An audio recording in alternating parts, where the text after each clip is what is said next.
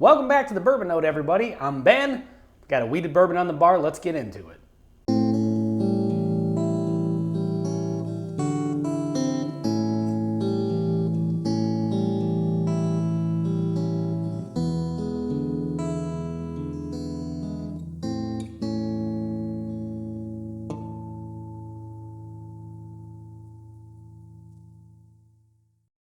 All right, so on the bar tonight, we've got, bam, 1792 Sweet Wheat.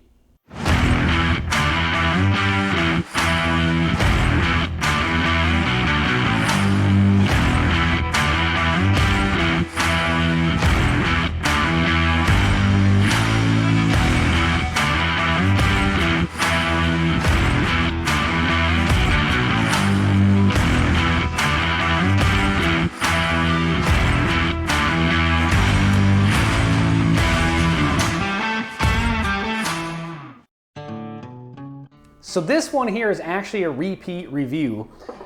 Greg and I reviewed this a couple years ago now, I think, and that was the only time I've ever had it, was just in that review. Happened upon a bottle of it a couple weeks ago, which is rare here in Minnesota. I've never actually seen this one on the shelf, and so I saw it, price was right, so I took the opportunity to buy it.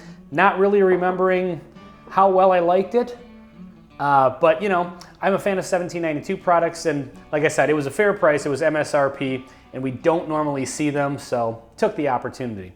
So I'm looking forward to getting into it. I do like wheated bourbons. It's called Sweet Wheat, but it's not actually a wheat whiskey, it's a wheated bourbon. Comes in at 91.2 proof. And on the nose so far, it's sweet and it's bready,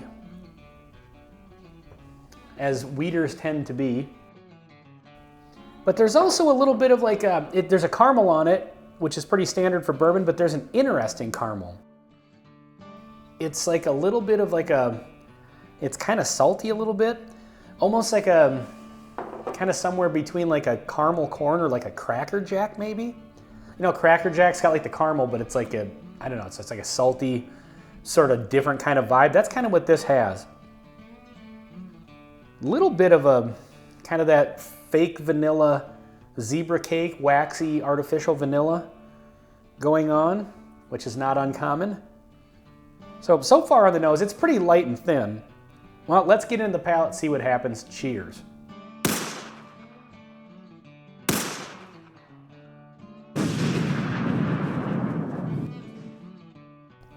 That's interesting. It's a little bit different on the palate than the nose. A little different than I was expecting.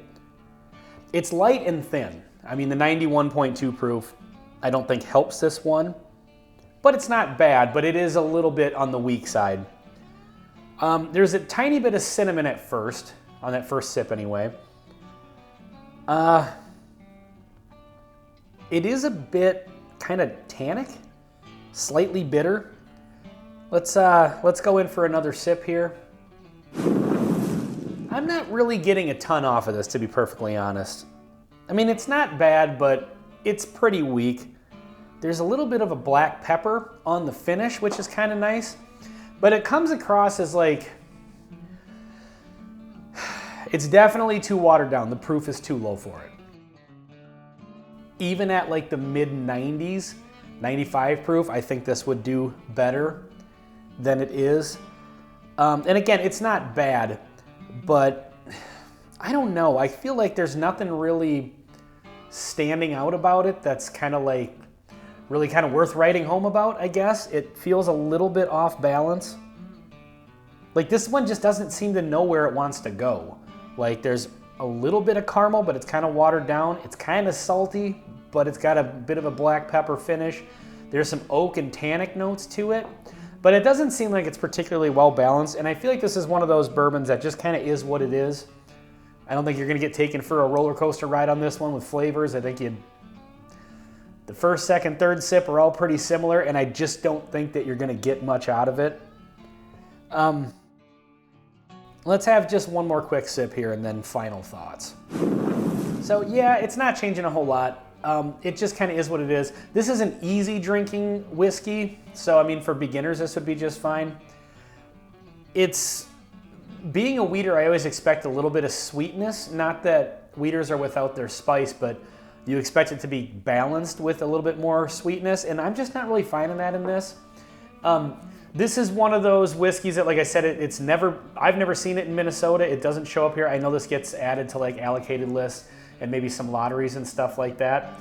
I don't think it's worth chasing. I paid $44 including tax, so it was probably, you know, like $38 pre-tax or something, which to the best of my knowledge is about MSRP. Interestingly enough, the store I was in, everything else was overpriced.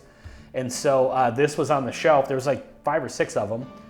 And so I was pretty surprised to see it. So I was like, well, I'll just check the price, but I'm pretty sure it's gonna be outrageous. And then I brought it up there, and this was like the only thing that was priced fair, at least fair to the best of my knowledge. Put it in the comments if I'm wrong about that. But, so I picked it up. I don't regret picking it up, but if this was like a regular bottle that was available on the shelf every day for the price point, I probably wouldn't keep one on the shelf. It's just, I don't know. Definitely not something you should be chasing if you don't like lower proof bourbons. You know, even at the 90 proof point, there are bourbons that show up better than this one does. And so, yeah, I just feel like 1792, geez, is a great brand, but this one is just, I mean, the 1792 small batch is leaps and bounds better than this, in my opinion. I think that's one of the better sub $30 bottles you can buy. And especially at the, I think it's 93.7 proof, so it's a lower proof. So yeah, I mean, I don't know. This is decent, but it's not complex at all. It's a little bit sweet, kind of. It's a little bit salty and a little bit black pepper and a little bit tannic, and it just kind of doesn't really know what it wants to do, it seems. So in closing, I would not hunt this if this is, you know, like an allocated one in your area. And if it is in your area and you're considering buying it, it's pretty thin and not very complex, and you can do a whole lot better for a whole lot cheaper. So anyway, well, hey, thank you very, very much for watching. Please like, comment, and subscribe. This has been 1792 Sweet Wheat on the Bourbon Note. I'm Ben. We'll see you on the next one.